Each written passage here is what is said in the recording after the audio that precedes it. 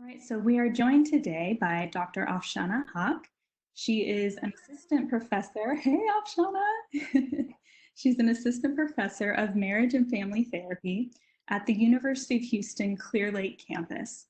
Along with her work and training and research, she also provides therapy in her private practice, also located in Clear Lake, which is a suburb of Houston, Texas. She's a contributing author for Stones to Bridges, Dear Fatima column, which is similar to Dear Abby, and Muslim Matters, What's the Matter Forum. She also conducts parenting and other relational mental health workshops for various groups and organizations. Her research program focuses on the impact of the socio-political context on the mental health and well-being of Muslims and other minority families.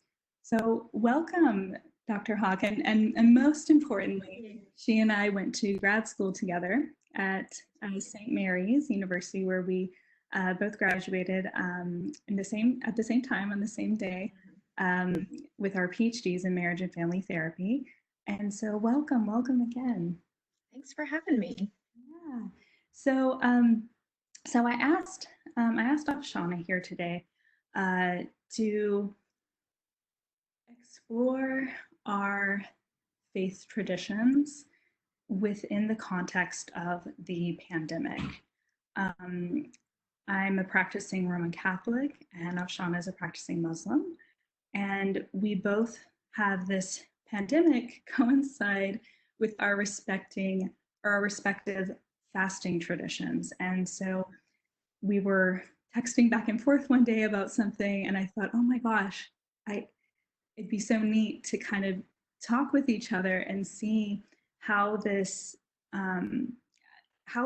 year's fasting tradition compares to previous years and what it's like,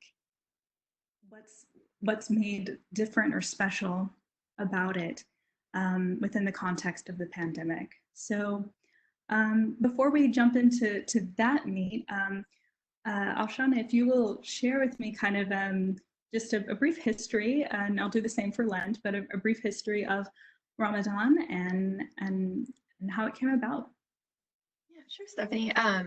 So Islam is an Abrahamic religion, and we were discussing earlier how well, the Abrahamic religions, very similar foundation, so very similar in practice. So we, both of our traditions, we have fasting. So Muslims have been fasting since the message of Islam came with Prophet Muhammad. He would fast every Ramadan, so it's 29 to 30 days. We follow the lunar calendar, so the Islamic calendar, it's lunar, and Ramadan is just one of the months. And during this month, we fast from sunrise to sunset.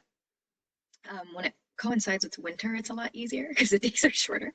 But as of late, it's been coinciding with the summer, so long and hot days, but no complaints. And this month, we believe that this was the month where all of the previous scriptures were also sent down from God. So the Torah, the Bible, that the message from God is particularly sent down in this month because of its holiness. And also the angel Gabriel would revise the Quran with Prophet Muhammad. He had it memorized, and Islam comes from a very oral tradition. And so everybody who knew the Quran at the time knew it by heart. It was written down in later years. And so from the first day to the end, the Quran was revised with the Prophet.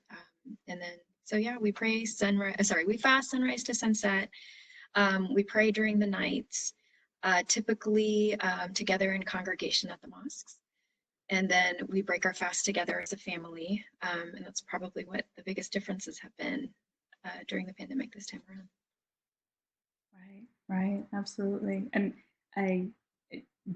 definitely so many similarities between the traditions. I was chatting with you before we started recording, and I had to look up for Lent. It's a little different every year, just like Ramadan is it doesn't start at the same time every year, right? It's not one specific category. I thought, well, why is Lent in a different time? And it's because it's the first full moon after the vernal equinox. So it's the first full moon of spring is when Easter is set each year.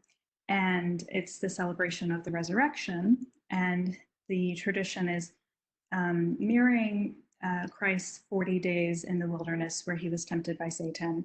And so is our way of uh, uh, increasing prayer, almsgiving, and fasting. And so it was a tradition that was practiced in the early church, but it wasn't really solidified until in the 300s at the Council of Nicaea when they kind of solidified it as a practice. And before modern times, the fasting was more similar to the fasting of Ramadan. It was one meal a day after sundown, and it was like certain foods were restricted, like you couldn't have any meats or butter or anything like that. Um, and in modern times, since World War II, they eased the fasting rules, and the days of fasting now are Ash Wednesday and then Good Friday. So kind of the beginning and end of Lent. And those are kind of, for me growing up, I grew up after World War II. So for me growing up, those were very poignant days in our faith practice. And so I think that it was practicing those during this time was really interesting. So a little history of Lent. And so, yeah, I guess I want to start with asking you what what has just been some of the biggest differences that you've noticed with your celebration, with your tradition compared to previous years? And what are the things that are coming up for you? What ideas are you having where it's really highlighting certain things? What are some differences that are making a difference? Yeah, this is very easy to answer, Stephanie, because we're such an incredibly communal religion, very community oriented. Even on a regular day, we're supposed to be praying at the mosque 5 times a day, if you can, of course. And so for Ramadan, as I was talking about, we do this special prayer at night. It's called Tarawih. And it didn't really happen during the Prophet's time. This is something that I learned recently. The later Khalifas, like the rulers of the time, Umar radiallahu anhu, he started the tradition of everybody praying together at the mosque, praying the Tarawih together, because people were praying differently. And so for the sake of everyone kind of doing the same thing, like let's everyone pray together. And people pray anywhere between, so how do I explain this? We call it a rakat. So we stand, we bow, we kneel, and then we bow. And so that's one rakat. And so the tarawih can be anywhere from 8 to 20. And then while you're praying, you're reciting chapters of the Quran during this prayer. So it's very long. It's and it's great, and you pray with the entire community. And I know there's this term. There's the Christmas Catholics, right? And I'm sure we have Ramadan Muslims, right? People who, never pray, never see around the mosque. Everybody's fasting. Everybody's coming to the mosque. Kids are playing basketball all night long, even if they're not praying. They're supposed to pray a little bit, but they're probably just playing basketball the whole time, which is fine. We're just happy that they're there and everybody's together.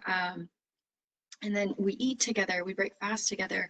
Communities sponsor a night of breaking fast, and so that it's free for the entire community. So free food the whole month. And so again, it's very community oriented. And so none of that is happening. And of course, special foods. Muslims are very diverse from so many different countries. So really our cultures start coming out. We have our deep fried foods or healthy foods, and so many memories and emotions tied to it. I mean, there's this joke, there's a meme going around said, me saying this year I will not have fried foods, ha ha says a community, ha ha says a whole world, so it's just because again, so tied to emotion and tradition and family. And for a lot of us, all of that has changed. The mosques have shut down, so nobody's praying in a congregation. Nobody's playing basketball. Nobody's having elaborate iftars where we break fast together. So very, very different. But yeah, when I learned, because people are asking, well, what do we do? How do we pray that way? So a lot of our scholars have been coming out and speaking, saying, you know what, during Prophet Muhammad's time, they didn't have this much food to begin with, and so they didn't have big elaborate feasts. They did not all pray together in the mosques. It was something very personal, something they did in each other's homes. They broke fast with their families, and so just thinking for myself, like that's really great that we can kind of get back to sort of the roots of um, the holiday, and like you said, in Catholicism, it's about making that connection with God, and we also big on charity this month as well. And so really developing that personal connection, which is easy to lose sight of when you are so community oriented. And so a lot of things coming up for different people. Some people, so the prayers are done typically in Arabic. If you don't know Arabic, you can do them in English, but most of us do it in Arabic. And a lot of people don't know how to read Arabic or don't know how to read from the Quran. And so when we pray in congregation, they listen and they pray together. So for a lot of people, it's like, wow, this is how much I either don't know or, and again, a lot of people have the Quran memorized. So the verses that you have memorized are what you recite in prayer, realizing how much I don't have memorized or not knowing how to have that personal connection and relationship with God. And so this has been, incredibly almost transformative in that regard, in terms of how view or celebrate and be during the month of Ramadan. So that's been nice. But at the same time, a lot of people just almost in pain. I mean, I couldn't have my mom's samosas like this Ramadan. And so we've had Zoom calls where she's trying to tell me how to cook it, and it just doesn't taste the same. And so difficulty on that end, but a lot of blessings at the same time. Right. I love that you mentioned a part about how in Prophet Muhammad's time they didn't have Ramadan like this. There's no way they could do it that way. There was a meme going around uh, towards the end of Lent near Good Friday, and kind of mirroring that same thing that they were saying. The first Easter was not spent in a church. The first Easter, the disciples of Christ were terrified because they were scared they were going to get murdered next. So they were huddled, Right. scared. Um, and so let this be a time for us to go back to that first Easter where, yes, we're huddling at home now too, and we're scared. And let that bring you closer to God, right? Mm-hmm. Um, yeah, I think a lot of echoings of um, in in Catholic tradition, we don't have as much food, unfortunately. We need to change that. But we do have on Fridays there would be fish fries because we don't eat meat on Fridays during Lent, and so we would have church fish fries, or we would have you know there's something called the Stations of the Cross, where we would go through these 14 stations together and pray them together in community on Fridays. Fridays were a very special time in Catholic faith, and none of that was happening. It was very interesting because at the beginning of Lent, Ash Wednesday was one of the last times that I went to Mass. It was one of the last times that I participated in the Eucharist, and I remember at the time I have a friend she's a life coach in Korea, and she was saying on her Facebook that, oh, she's Catholic, and she was saying on her Facebook like, oh, the churches are closed, and I thought, oh gosh, that will never happen here. Like they'll never close the churches here. We'll never get that bad. And I remember on Ash Wednesday I was praying for her, and praying for Korea, thinking, oh my gosh, like they those poor Catholics, they can't go to Mass, they can't get the Eucharist. And I remember, offering up my Eucharist for them and everything. And then 2 weeks later, they shut down the churches. And that was right in the middle of Lent. And I had I had taken up for in Lent. It's popular to give up something during Lent, Right. and I'd given up drinking alcohol during the week because I had been drinking a little bit more than I should have, and it was something I needed to improve about myself. So that was when I gave up, and um, and then I also took up saying a rosary every day, which was hard because it's like a really long prayer, and so just finding time to pray. And initially, when my first intent in doing that was kind of for self improvement, blah blah blah. It was kind of egocentric almost when I first did it.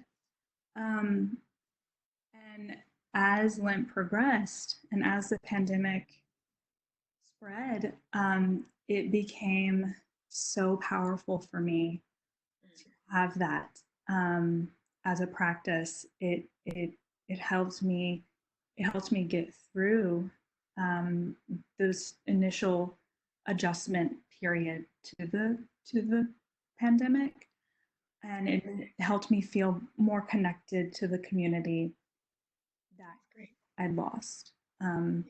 So it was very interesting. Very interesting. The you mentioned kind of the leaders and the theologians coming out as well. Say some more about the messages they're sending out, and yeah. I had a few thoughts while you were talking. I know in Ash Wednesday, so I went to a Catholic school. I went to a Catholic high school apart from St. Mary's for my graduate. So we sat through Mass, and it was really cool. I really enjoy learning about other faiths and again seeing all the similarities that we have. I can't remember what it was, but it's ashes to ashes, dust to dust. Yeah. I don't know the rest. It's you are dust, and to dust you shall return. It was a reminder of your Yes. mortality. Mm-hmm. Yes. So in the Islamic tradition, anytime we hear of someone's passing, we say Inna lillahi wa inna ilayhi rajiun, which he has created, and to him we will return. And so it always reminds me of that. Yeah. And every time I see a cross on someone's forehead, I was like, oh, I remember that. It must be Ash Wednesday. And then I remember my friends in high school would give up something during Lent, and I was like, oh, that's really cool. Like, it's easy to give up food and drink when mom's not cooking anymore, during the day. But how much more of my will is tested if I give up something that I really like to do? I mean, I love eating, but you know what I mean. So I would try to be cool and give up something as well. I think I would give up stuff like watching TV or certain. I loved rap and R&B, which I still love, but not the cleanest sometimes. So I would In the 90s, it was really good rap and R&B. Yeah. All right. And so I would give up all that, and well, not all of it, one thing at a time. But yeah, it is just this idea of sacrificing for God, and really, I guess, having that spiritual connection, and understanding how much we need Him, um, especially during the pandemic where our science is failing us, our technologies and projections of there is nothing. I mean, my husband works directly with COVID patients, and he was saying there's no age, no gender, no nothing. There were people who've never had pre-existing conditions who are passing away, and so there's really no rhyme and reason to this virus. And it's like so much of it is in God's hands. And It's having our humans are frail. We're frail little creatures. Yes. and Don't eat for a day and you're all pretty greedy, yeah. So it's like it brings up and it brings up all these kind of you know if you depend on your own self and as NFTs, right? This speaks so much to us that we are not one. We are connected. Yes. We are our relationships. And so we are in this context, talking about we are a relationship with the divine. And I think that it's, help this time, this pandemic is kind of like a a way of connecting us to that relationship. Yeah, and so incredibly healing as well. I know my own OCD tendencies were through the roof when they're telling us to wash our hands 10 times a day. So, I'm washing my hands more than that, and Lysoling everything, especially with my husband coming back and forth from the hospital, and then thinking is like, you know what, I can do all this that I want, but if it's written for me by God and without his protection, none of that is going to help. And so that always puts me at so much more ease when I try to remember that. Um, because yeah, really at the end of the day, it takes just one speckle of a virus and you can get that from anywhere. We go to the grocery store, we're still living. We still have to. What has it been like? Uh, what has Ramadan been like with your husband? Your husband's a physician. He's working, you know, with COVID patients. Um, what impact has that had on your Ramadan, do you think? He's actually a pulmonary critical care physician, so they're going directly to him. He so there was one week where he was working with the prison patients. So he was like, I'm in the room sometimes up to 2 hours, even though they tell us not to be in there for 10 minutes, but you can't just leave the patient when they're critically ill. Um, so he didn't feel safe coming home anymore. And this was right, it was the first week of Ramadan, so we had to start without him. So he decided to stay at a hotel nearby the hospital. And he was working the night shift, so he slept during the day, worked at night. And so my daughter and I just had to make the best of it. And it's just the two of us. The rest of my family's over on the west side of town, and we're trying to stay away from them as well because we don't know all that we're exposed to, given that he comes back and forth from the hospital. So yeah, just again remembering that it's a lot of our primary focus has become on the community aspects of Ramadan, but really the primary aspect should be on our relationship with God. And so really leaning into that. My daughter and I, reading the Quran more, reading stories about the Quran. She's 8 years old, so making it fun for her. You see, we worked on toilet paper roll, decorations, turn them into little flowers. We've painted, just really trying to make the best of it. Praying together at home, which has been really great because she actually has more of the Quran memorized than I do. And so I asked her to lead us in prayer, and she would. And she was like, "Oh, can I do it in my pretty voice?" I said, "Absolutely." And so she leads in her pretty voice, and we pray together. And she's been making kufis and hijabs for the cats, and she's putting them in different collars every day. And oh, she's bringing this. There we go. She made a hijab for her doll. Thank you, Mom. And so it's been great, in terms of our bond with each other, and then really appreciating the time when my husband does come back, knowing as a doctor working with COVID patients, we already know of so many healthcare workers who have passed just from treating patients that way. And so making the time we have together that much more meaningful, making sure that, we are present with each other, as much as we can be. He's tired from his shifts, and I'm tired from being mommy, professor, and therapist during the day. So yeah, that's been an impact, and catching up on lectures. Our imams and sheikhs are pretty cool. They're all like they have YouTube channels and podcasts, and you know giving out a lot of messages of, again, just like I've been talking about, really taking this time to connect with God and just starting from the beginning. It's like, hey, if even if like the smaller chapters of the Quran, just work with that, and you don't have to go through the entire thing. Just make it meaningful to you. Do things that you can. I mean, another purpose of this month is to develop good habits. You have a whole month to develop these habits so you can implement them after this month. And so focus on those things, and above all, a reminder of God's mercy to us, and to really focus on that as well. A lot of people are like, oh, I'm a sinner, I suck, but it's like, it doesn't. Your capacity to sin is not greater than God's capacity to forgive, and to always remember that. And so yeah, going back to the roots, and being grateful for everything we have. You when you said, you were saying you said something that made me think about, bringing it back to your own relationship with God. I definitely had a very similar experience during, and I have to give a little bit of history pre pandemic. In case you didn't hear, the Catholic Church had a pretty bad year 2 years ago. There was again, another terrible scandal in the church where there was sexual abuse being revealed among our clergy, and I had a really hard time with that as far as reconciling the evil, the evil in our church, and I didn't know if I could stay Catholic. And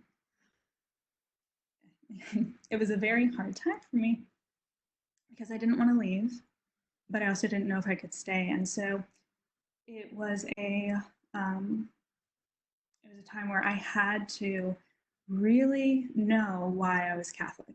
I couldn't just say I'm Catholic because my grandma's Catholic, right? Like, no, I had to really know why I was participating in this faith. And so it took me deeper and deeper back into my faith. And I found, uh, one of the church leaders, his name's Father Bishop Barron, or Bishop Robert Barron, and he has a podcast called Word on Fire. And through that, I kind of rekindled my faith. Was reading, Augustine and Aquinas and Catherine of Siena. These old, I feel like it was this like going back to roots thing, and reading up on the proofs for God's existence and why we believe what we believe.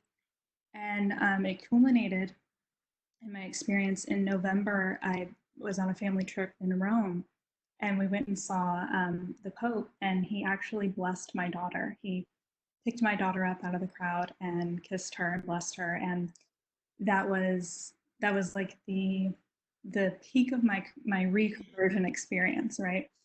And so it was amazing, right? It was like so this was my first Lent after this reconversion, and yeah, I felt like I was able to, I don't want to say grateful for the pandemic because that sounds weird.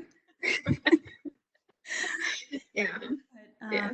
grateful for the opportunity to really have this closeness and this time, because I felt very similar. There was this like closeness of, um, you know, it's not about the smells and bells. It's not about the house of the church. Yes, these churches and these mosques are beautiful, but that's not the point.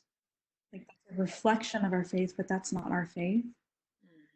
And I think that that's been really beautiful, is to have that experience.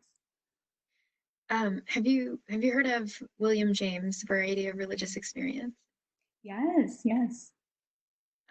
So he talks about, initially the different phases of the development of your spirituality. Like you said, oh, it's something that my parents did. It's something that we just practice, and then you just do the rituals and you follow that. But the one of the more advanced developments of spirituality is when you make it your own, when you are able to establish that connection and have that relationship with God. And you said this pandemic has pushed a lot of us to really make those decisions about what we want to do with our faith and where we want it to be.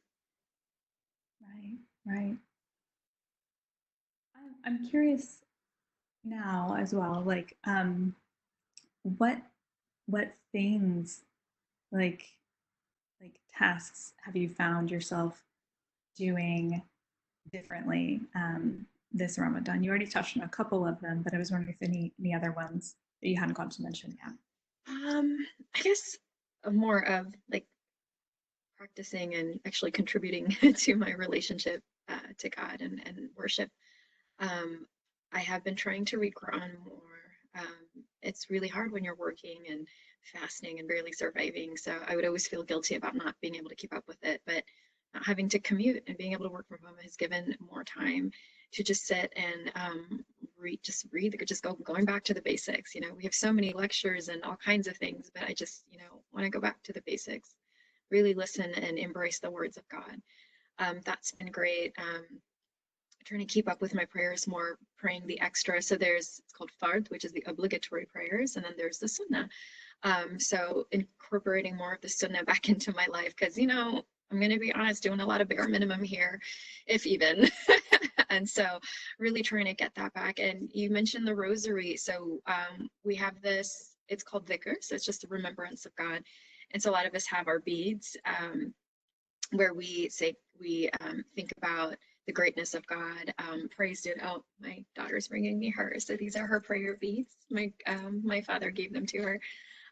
And so trying to do more of that. And it's been great. And then, we do a lot of overeating during Ramadan. we're starving and we're smelling this great food, and you're not supposed to. It kind of defeats the purpose of it, right? Because you're supposed to develop that empathy towards people who have less than you. And so, still working and still trying to take care of my daughter and her Zoom classes. We literally break our fast with dates, maybe some milk. We get to praying, and then we have dinner. So, and it's been wonderful not feeling sick after every breaking of the fast, after every iftar. So it's nice to be able just to really make this the healthful month that it's supposed to be. Yeah, a couple of my Muslim friends would comment. I would say, "Oh, like, so are you going to lose weight this month?" They said, "Stephanie, I gain every month. Like, it's not like I'm supposed to be losing it. I never do." Right. Your stomach's supposed to shrink. You're back to that, because there's a saying where they say you're supposed to fill your stomach only to a third. So it's supposed to have 1/3 food, 1/3 water, and 1/3 air. And that is the most healthful, but it ends up being all the way up to your food, and, and then we suffer for it the rest of the night. So yeah, we're able to do more of that stuff. Yeah, you reminded me of just some things that we were doing in Lent that were different. And like I think that the almsgiving piece, I would always do it, but something that that I realized that I think with the pandemic, with so many people being in need, we would find ways to give alms that isn't just putting money in the basket at the collection. We would do like when deliveries would come, we would tip 50% instead of 20. We would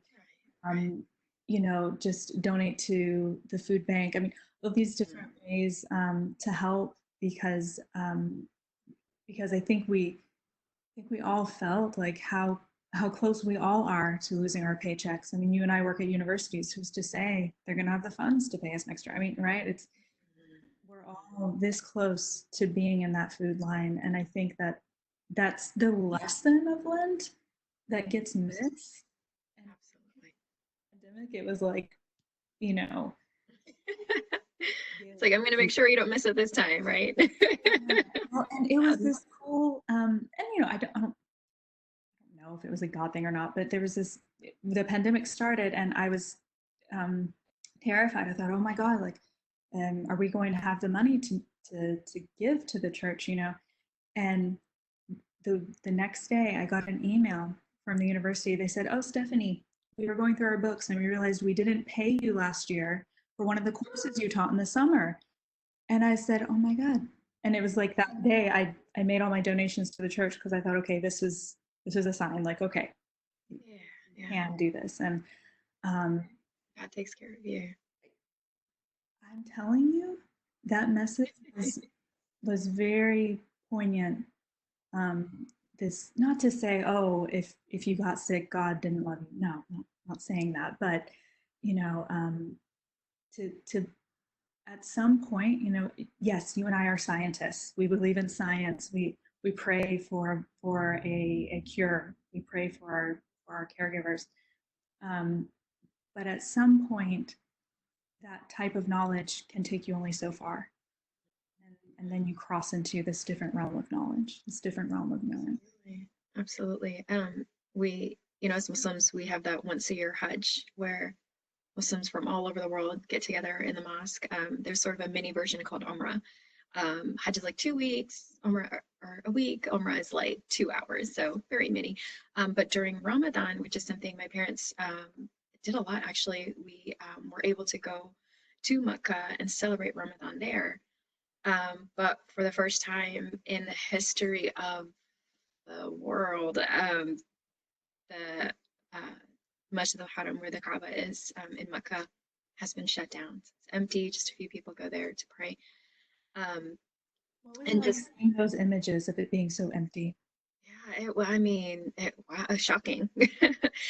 Very shocking. And the imam who would pray, he would pray in tears the whole time, like for the entirety of the prayer. And just, yeah, like not, again, like our futures are so uncertain. There really is, if you relied on a certain mosque, for your prayers or for your connection to God, it can be taken away, and what you're left with is that direct connection. So strengthen that. And but when I was talking about the Umrah, when you go there and it's filled with it's like a microcosm of the world. I mean, there was Muslims from Scotland and Africa and Bangladesh and um, and of course the US and then the South American countries. Like it was just amazing. And I just kept remembering, because I took my daughter there for the first time, and I was terrified because people were saying, "Are you sure? What if she gets sick?" And I'm like, dude, like that doesn't make it easier for me. But because every time we've moved, for example, new school, new viruses, kid is sick for a year, right? And I think a lot of mommies have this experience. But then I think, we're here in Makkah, in Umrah, where there is viruses and microbes from all over the world. Like there is no statistics or science that can tell me right now why we're not all dropping dead from the exposure to each other. And so after freaking out a little bit in the beginning, because people kept telling me, be careful, she might get sick and all of those things, I was like, and it's like we're praying and we forehead to the ground. It's like we're on the same prayer rug and we're breathing everything. We're all in close contact, and there's no American bubble in respect for space, by the way. Like everyone's sort of in your space and in your bubble. And so I was like, it really is, that moments like that, it's like this really is in the hands of God.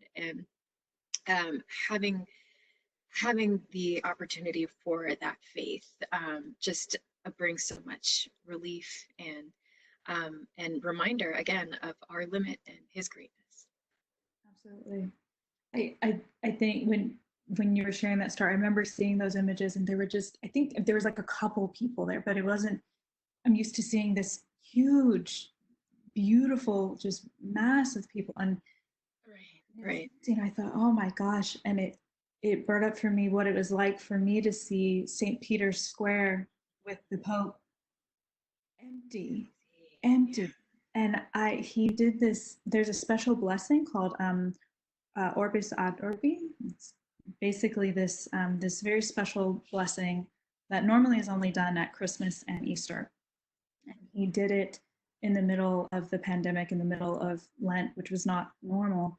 But it was to an empty square, and I was just, it was so weird to see that. It was like, anytime the Pope is out there, there's like thousands and thousands and thousands of people just to see him, and there was no one there. It was just crazy, and like I remember seeing, and I thought that's where he blessed Aurelia right there. Right, I could see the spot, and it was just a ghost land. And I thought, man, this is. It was recent, right? I feel like it wasn't that long ago that It had was happened. November night, 2019, just this past Thanksgiving. Wow. Oh, yeah. Gosh, even I remember when we went for Umrah, it was raining. So it's a desert, right? It doesn't rain much. 2 days before, they were doing a special prayer. I was like, "What's that?" They're like, "Oh, they're doing this rain prayer." I was like, "That's so cool." And then 2 days later, it rained, and I was like, "What?" And then I think at the time my uncle was like, "Well, this is our chance. People are probably gonna run to take cover."